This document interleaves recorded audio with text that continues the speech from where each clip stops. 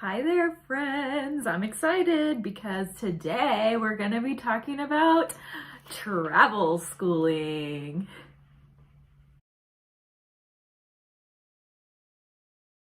Welcome to my channel, Homeschool at Heart. I'm Leah. Today we're going to be talking about travel schooling and what it is, why we're doing it, why you might want to do it, all of those things, like how we accomplished making our vacation into a series of field trips so that our school would accept those days as school days and not as absences. And just really how to have a really good time with your kids on a educational vacation. I've mentioned in previous videos that we were in a huge homeschool rut. We decided that we needed to kind of like revamp what we were doing, and I did a lot of research on what I wanted to do, how I wanted to change things. And one of the things that I decided to do to like beat the burnout was try this concept of travel schooling. What travel schooling means to our family is schooling with the intention of visiting the place that we're learning about within that school year. So it's a really tangible goal to present to our kids, that we're going to learn about something. We're going to work really hard to learn about things. Like I kind of try to use all of our core subjects to kind of study about something, and then we're going to go on a fun family vacation where we're going to use the knowledge that we've gained over the school year on the trip. So, for instance, last May, this was a really fun vacation. So, my family went to Disney World. We decided to go to Disney World. It was like a real quick planning period. But I wanted the school days to count. I didn't want to have to take absences for the week that we were gone. And so I researched on how to make those days count as part of our schooling. And I'm going to tell you guys how we did it. So, I pulled every resource. We like Disney. I have had a Disneyland pass. I live in Southern California. I've had a Disneyland pass a lot of years. Not every year, but a lot of the years. And when my kids were younger, we had passes then too. As school-age people, it's kind of hard to make enough time to go enough to justify a pass, but we definitely go at least once a year to Disneyland as well, because we only live about an hour away from there. So we had a lot of Disney things because we're a Disney family, but I decided that we were going to gear our school year around it. So we did a lot of science, a lot of history, a lot of literature, especially to gear up for this trip. So Disney World is it's a really surprisingly educational place to visit as a family. And you can totally take advantage of how educational it is when you are involving your school. We work with a charter school as our homeschool family. And so we really did have to justify the days as school days. Let's break it down on how we justified those days to our charter school. So there are certain things that are really easy to do. So like Epcot is full of history. It's got so much geography, like really educational atmosphere. There's things about space. There's things about, I think there's like a giant aquarium there. We didn't get to see everything in our Epcot day. And I'm really kind of bummed about that, but we did a lot of the traveling the world, and that was so cool. Animal Kingdom, giant zoo. It's a zoo with rides. So really easy to make that into a field trip day. Magic Kingdom also has some history stuff if you want to check that out. You can do a lot of colonial kind of things with the Liberty Bell and Liberty Square and the ferry boat. things like that. We chose to focus on literature as our main component for making that work into a field trip. So for instance, I read every single fairy tale I could get my hands on for my kids. So there's Charles Perrault, Hans Christian Andersen, and of course Grimm's. And a lot of the fairy tales are in those books with those authors. There's also Alice in Wonderland, Peter Pan, and Winnie the Pooh. Those are all really good classic children's stories, old classic novels that you can get a hold of easily on Amazon or even at your local library. And we did a lot of reading the book and comparing it to the movie, and then going on the ride at Disney World. And really, like, they do a lot of really great theming around all of those stories, so you can really feel like you're in the story as you're walking through a lot of the Magic Kingdom. So that was a really cool way to do that. The only place that's a little bit tricky to make into a field trip theme or an educational experience is Hollywood Studios, which you have some wiggle room. So if you didn't even want to do anything with that, that'd be fine. If you went, you could just count it as like a weekend day or whatever. Because really we only had to account for 5 school days while we were gone on our trip. But we could have done film because Hollywood Studios, it's a lot about movie making, and that's kind of the vibe that they've got going on there.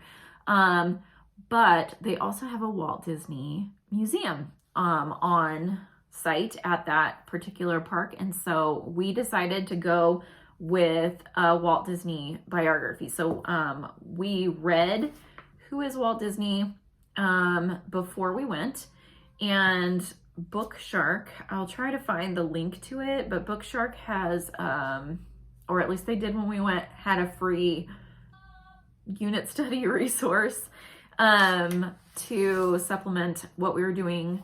So it had like a really good timeline, it had some activities to do. So I'll try to find that and link it in the description box.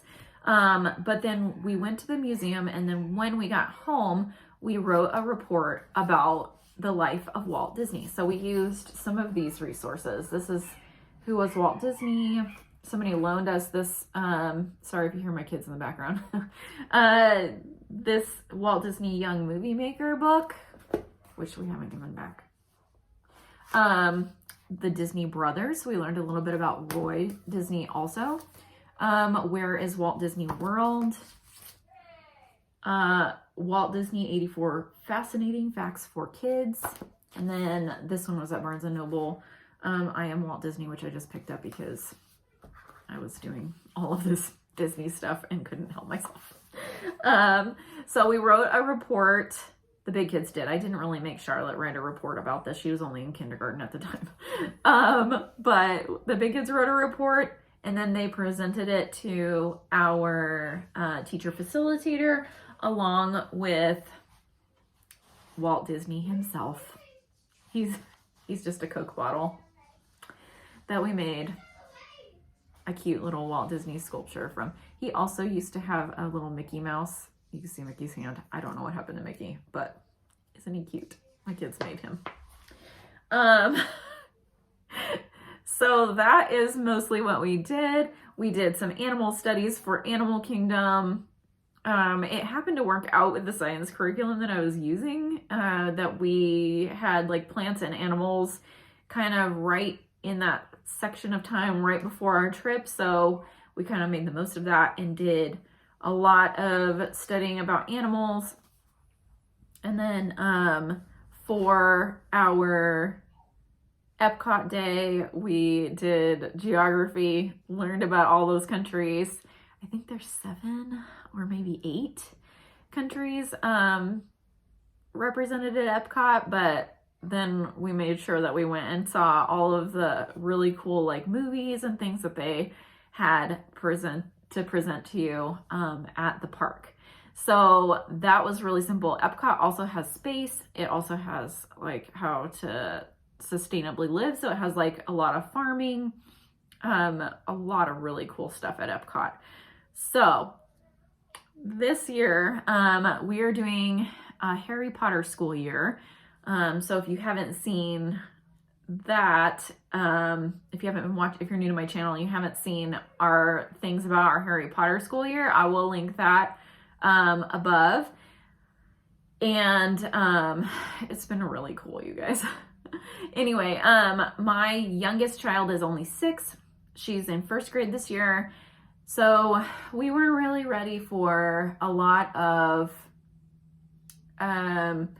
museums and artifacts and things like that this year. So we are going back to Disney World, but we're also going to go to Universal Studios Orlando to see the Wizarding World to tie in with our Harry Potter year. We are doing a biography study on J.K. Rowling. We are doing some film studying this year with all the YouTube channel stuff. My kids were like really interested in learning about how to make movies.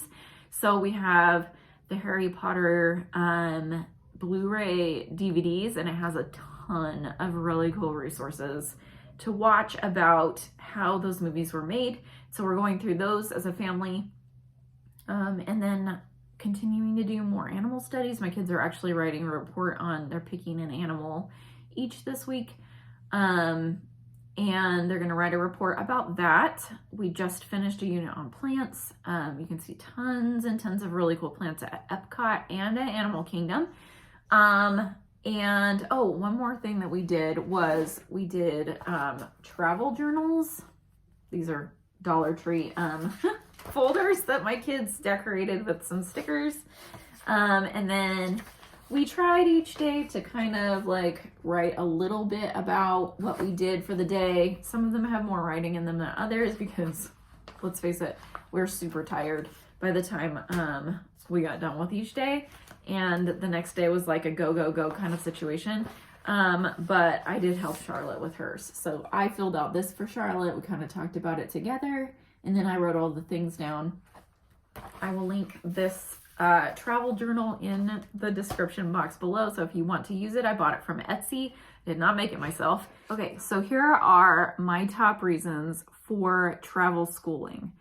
1, it gives you a tangible goal in your schooling. So you want to learn as much as you can about a subject before you go. So your kids and you will be focused on getting those things done before you go on your vacation. 2, it gets you out of the house. I mean, for myself as a homeschool parent, I get really bogged down in the like checking the boxes every day. I have to get this work done. We have to do math and science and history and, you know, like all of the things, handwriting and spelling and all of those things that have to get done every week so that we can live our lives. But I really wanted to live my life and not be chained to my house. We have decided to live a really simple lifestyle so that we can have the resources available to go and do things that we want to do with the kids and have those experiences. And so one of the reasons we wanted to travel school was to get ourselves out of our house and like really go and experience the world. So number 3 is to get excited about learning. So when you have that goal, that tangible goal that I talked about before, you will be more excited about what you are learning currently to get ready to go do the thing. So for instance, I don't know about you guys, but I don't know that my kids would have really been that excited to learn about Walt Disney. I love Walt Disney, but I have grown up hearing a lot of things about Walt Disney. So, and as an adult, I listened to a bunch of biographies. We also went to Disney Plus and Amazon Prime, and we listened to or watched a lot of videos about the making of Disney World and the life of Walt Disney himself. And it was a really fun thing, but it was fun because we knew we were going to go and see all of the things that they were describing in the videos. And then the last thing that I want to talk about as far as reasons why we travel school is that it makes our family vacation more engaging. So, for instance, kids are not always big on Epcot because it's a lot of history and a lot of learning opportunities.